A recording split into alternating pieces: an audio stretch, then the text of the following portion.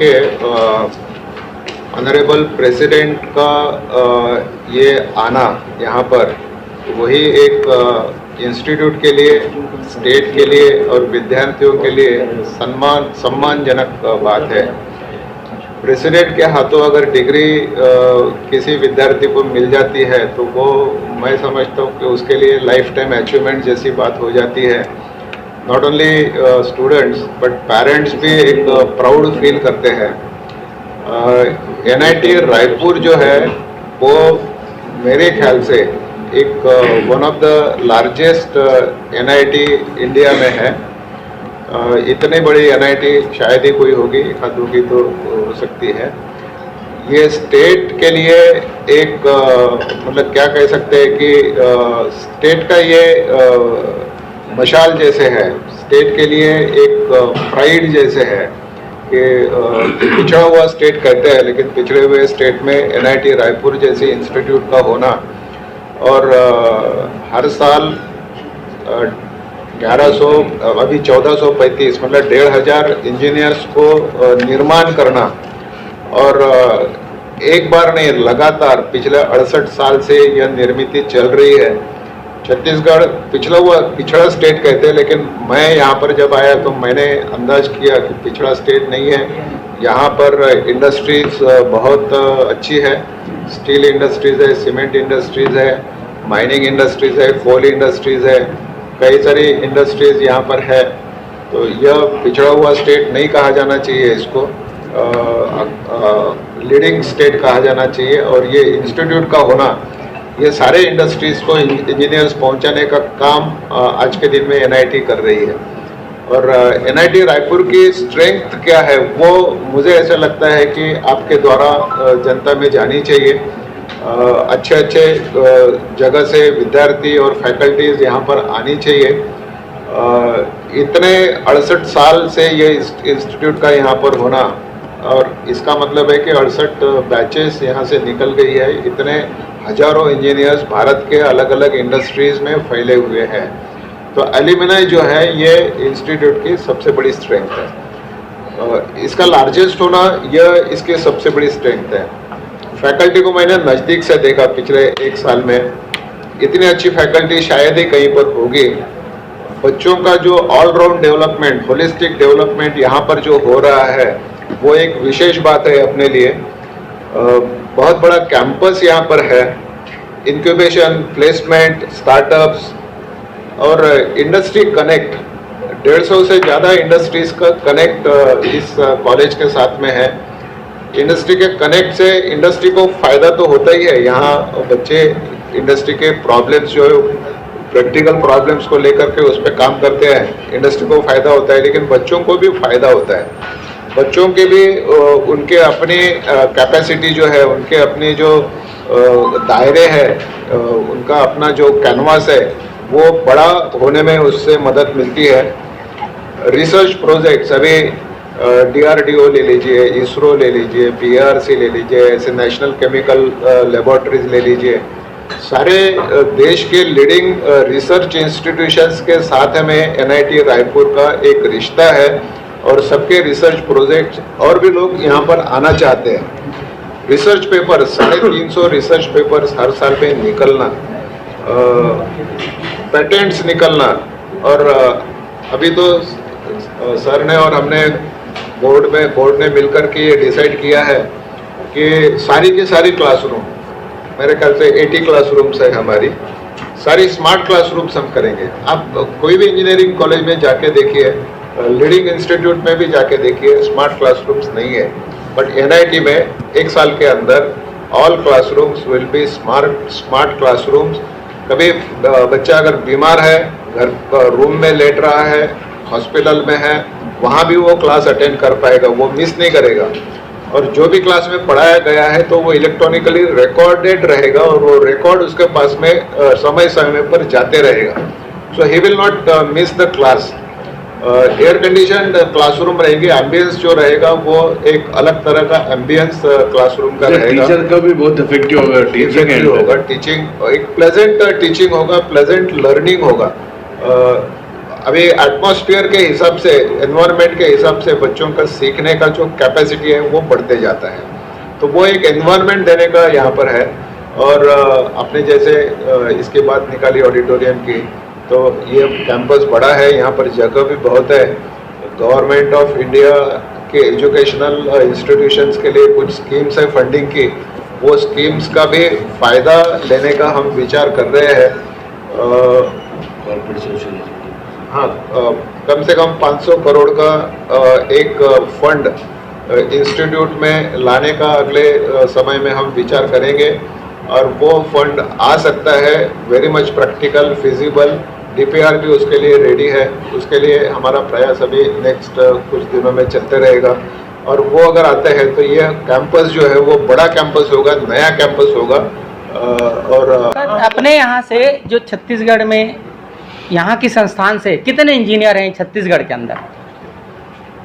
छत्तीसगढ़ के इंडस्ट्रीज में काउंट तो मेरे पास नहीं होगा, लेकिन मैं ये कहूँगा जितने इंडस्ट्रीज है छत्तीसगढ़ में, उसमें आप इंजीनियर्स देख लीजिए, 30 to 50%, 40 to 50% इंजीनियर्स NIT के होंगे। ये मैं दावे के साथ कह सकता हूँ कि नॉट ओनली छत्तीसगढ़ में, लेकिन देश भर में जितने लीडिंग इंस्टीट्यूट्स हैं, I belong to BARC, Bhabha atomic research centre, वहाँ भी हर साल रिक्रूटमेंट होता है, ट्रेनिंग होता है इंजीनियर्स का।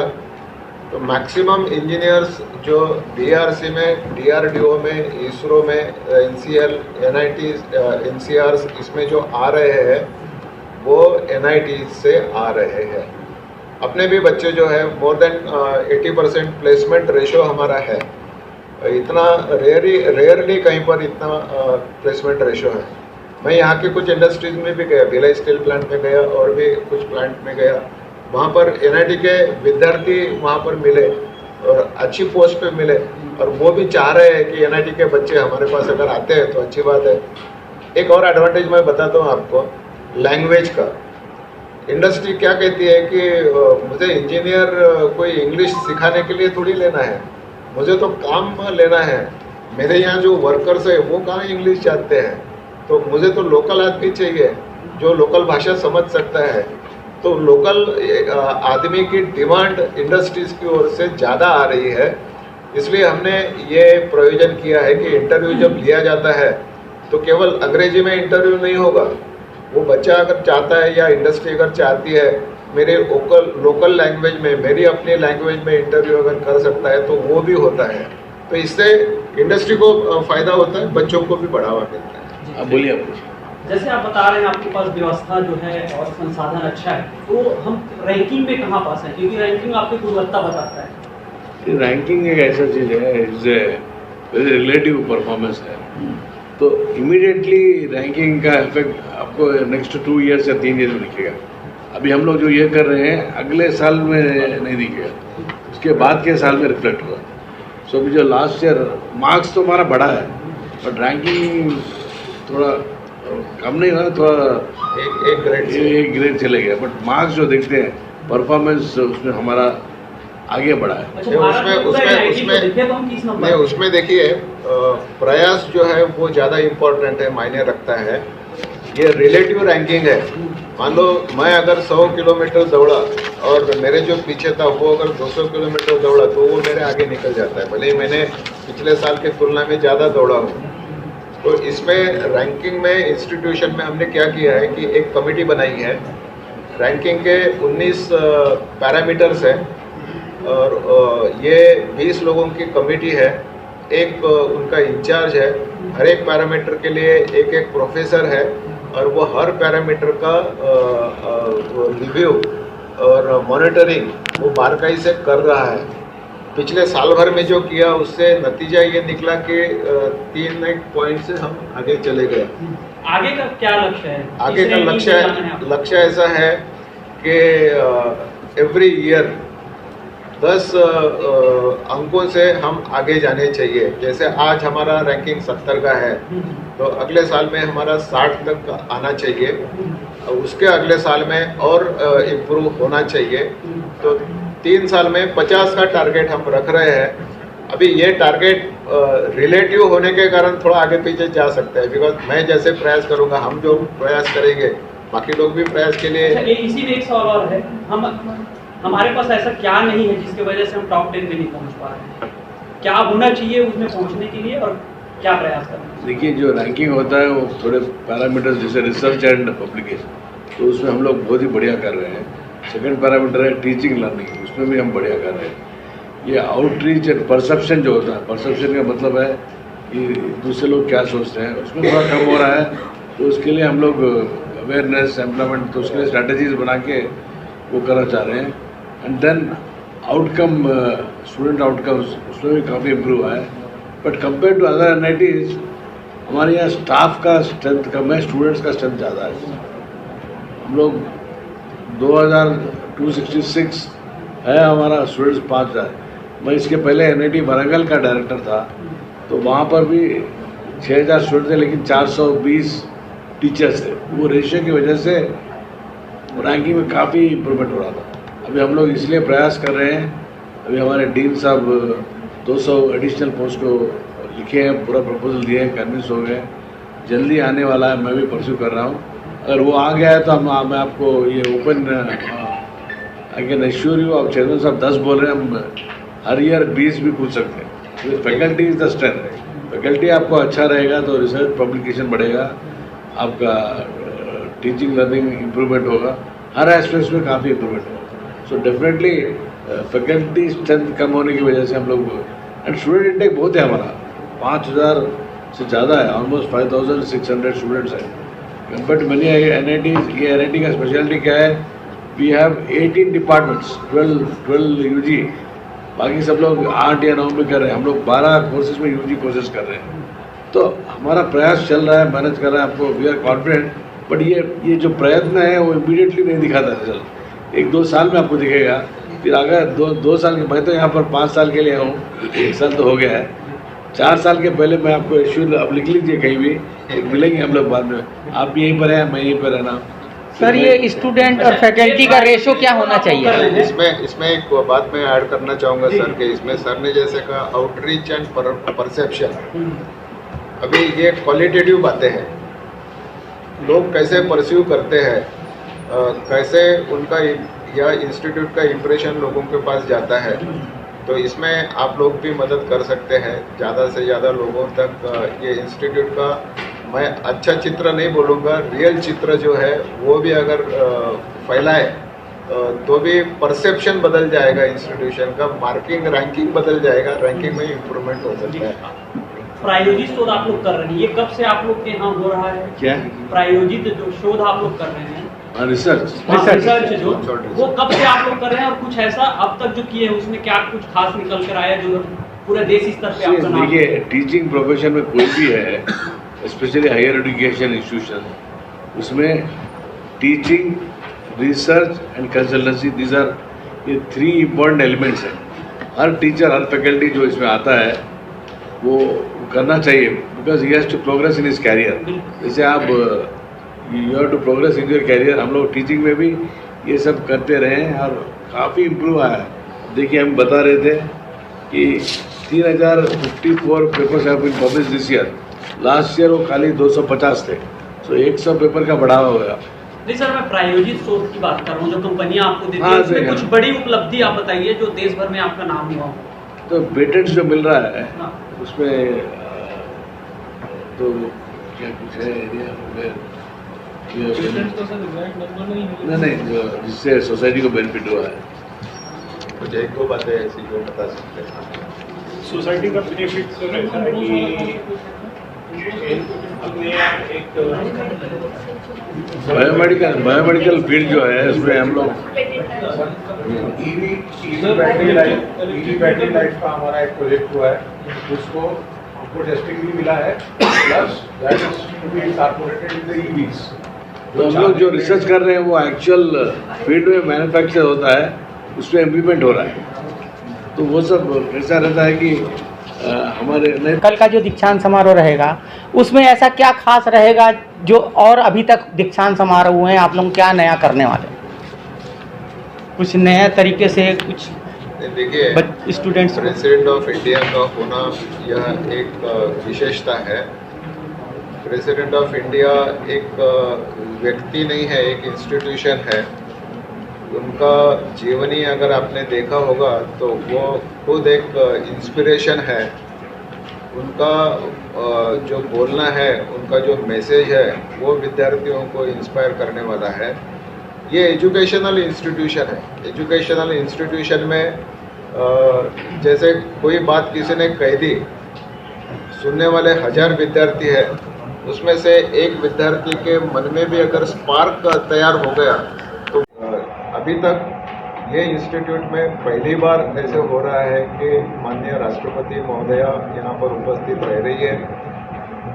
राष्ट्रपति कार्यालय और राष्ट्रपति महोदया को लगना कि हाँ, ये NIT में जाना चाहिए, मुझे जाना चाहिए, इस NIT का चयन होना यह भी एक सम्मानजनक चीज़ है, जो NIT को एक पुरस्कारित करने वाली चीज़ है और बच्चों को प्रेरित करने वाली चीज़ है, इंस्पिरेशन देने वाली चीज़। इससे जो चेयरमैन साहब बोल रहे थे, इससे आउटरीच काफ़ी बढ़ेगा। काफ़ी लोग देखेंगे आपके माध्यम से और दूसरों के माध्यम से, हाँ NIT रायपुर हम भी कुछ करेंगे, इसके लिए कुछ मदद करेंगे। आप देखिए इसका इम्पैक्ट कितना रहेगा। और आप जो बोल रहे थे ये कॉन्वोकेशन में क्या स्पेशलिटी है, देखिए आप सबको मानना है कि ये दीक्षांत समारोह जो होता है लंबे समय से आ रही परंपराओं का पालन करना है। तो परंपराओं को हम लोग बदल नहीं सकते, वो डिग्री देना जो आगे चीफ गेस्ट, बट हर कुछ ना कुछ तो निकल के आएगा। जैसे बच्चों लोग ज़्यादा बच्चों को गोल्ड मेडल मिल रहा है, काफ़ी ऐसा सिचुएशन है। New areas, new courses develop किए हैं हम लोग, architecture department, planning course develop किए। तो ये सब बताने से क्या है कि दूसरे डिपार्टमेंट में टीचर्स हो या स्टूडेंट, हम भी ये करें तो अच्छा रहेगा। आजकल इंटरडिसिप्लिनरी का ज़माना आ रहा है। मैं खाली सिविल इंजीनियरिंग हूँ या इलेक्ट्रिकल जो नहीं चलेगा, मैं इलेक्ट्रिकल इंजीनियर होकर मेरे को थोड़ा सिविल भी जाना चाहिए, थोड़ा कंप्यूटर साइंस, वो सब पूरा इंटीग्रेटेड रहेगा, तभी वो लोग आगे बढ़ सकते हैं। तो ये सब मौका मिलता है, दूसरे फील्ड में क्या बढ़ रहा है क्या है। तो इमीडिएटली आप इसमें क्या विशेषता है हम नहीं बता सकते, बट आपको बच्चों का समझ आ जाएगा।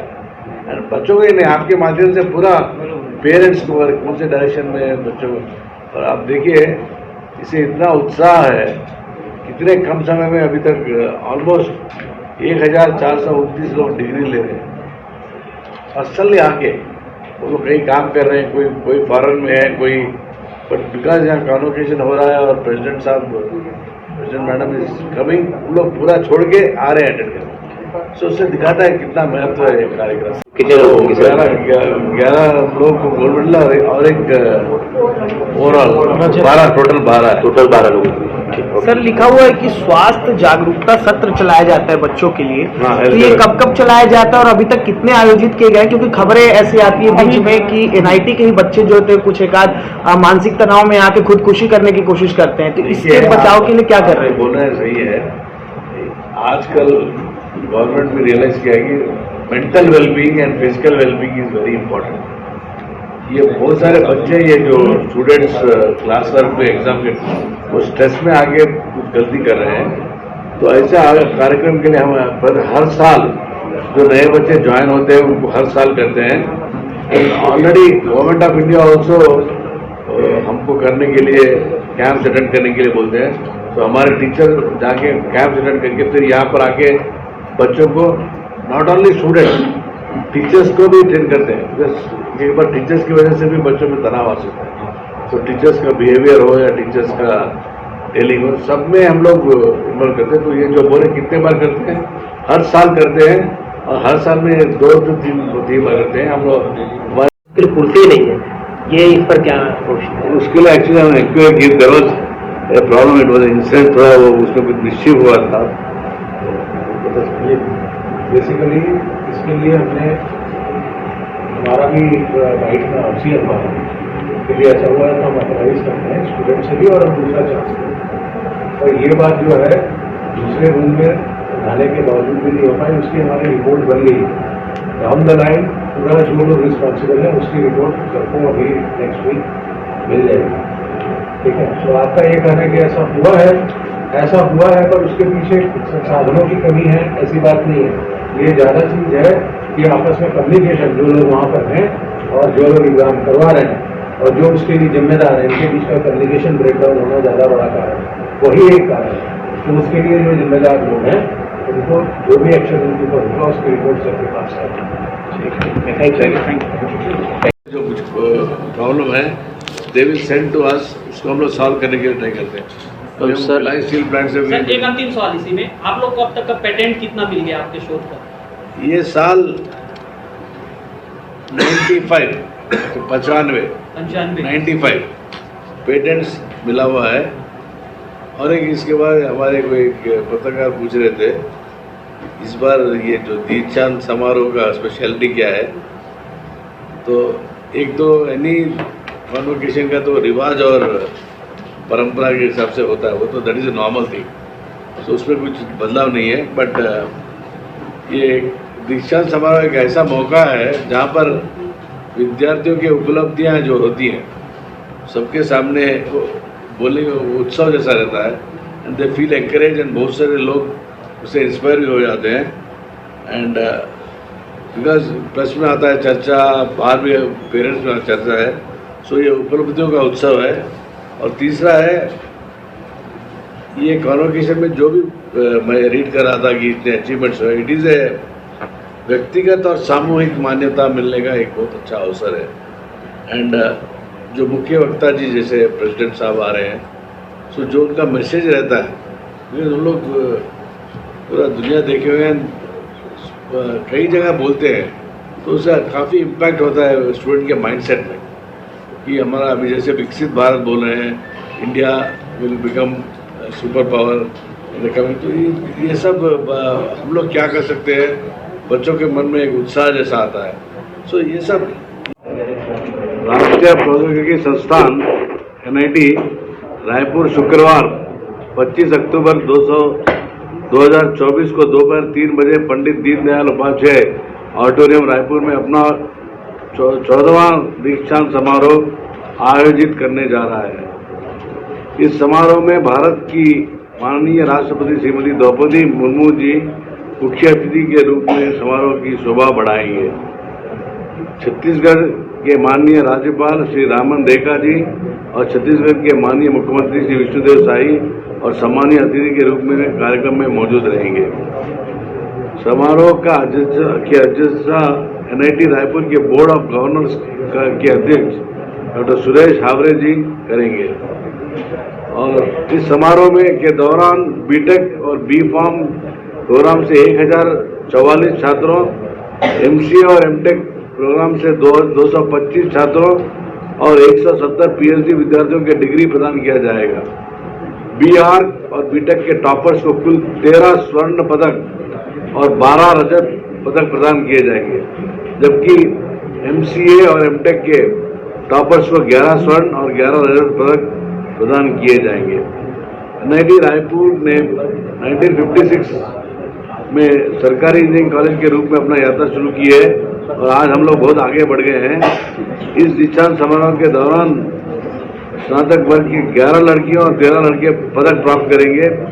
संस्थान के ओवरऑल टॉपर यश बंसल जो कंप्यूटर साइंस एंड इंजीनियरिंग के बीटेक हैं, ऋचा जैन सूचना प्रौद्योगिकी और प्रियांशु कुमार खनन अभियांत्रिक क्रमशः सेकंड ओवरऑल टॉपर के और थर्ड ओवरऑल टॉपर में हैं।